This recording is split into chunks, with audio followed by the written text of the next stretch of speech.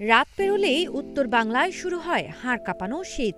ভোরের কুয়াশা ঘেঁষে আসে চরাঞ্চলের প্রতিটি বাড়িতে। সূর্য ওঠার আগেই মানুষ জেগে ওঠে, গায়ে চাদর, মাথায় উলের টুপি, গলায় মাফলার মুড়িয়ে শীতকে আলিঙ্গন করে। বাতাসের সঙ্গে কুয়াশা এমনভাবে মিশে থাকে, মনে হয় যেন শরীরের ওপর আছড়ে পড়ছে। সকাল ৯টা পর্যন্ত গত ১২ ঘন্টায় দেশের উত্তর পশ্চিমাঞ্চলের বেশ কিছু স্থানে তাপমাত্রা ছিল ১২.৪ ডিগ্রি সেলসিয়াস। আবহাওয়া বিশেষজ্ঞরা জানাচ্ছেন, আগামী ২-৩ দিন তাপমাত্রা আরও কমতে পারে।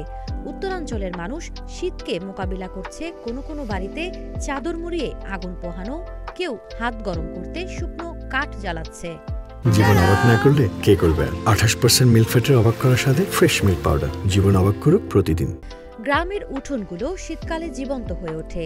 কেউ আগুনের পাশে দাঁড়িয়ে, কেউ গরম গরম পিঠা পরিবেশন করছে। খেজুরের রস খাওয়ার রসময়তা যেন শীতের সকালকে প্রাণবন্ত করে তোলে। ছোট ছোট শিশুদের নাকে পানি, চোখে ঘুম, তবু মায়ের কাঁধে কাপড় মুড়িয়ে তারা হাঁটে খেজুরের রসের হাঁড়ি নিয়ে।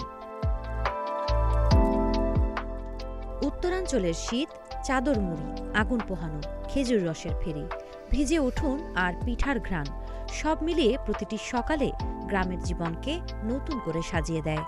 কোমল হলেও কঠিন, আনন্দময় হলেও ক্লেশময় এই শীত মানুষের ধৈর্য, শ্রম ও কষ্টের সঙ্গে মিশে তৈরি করে এক অনন্য সময়।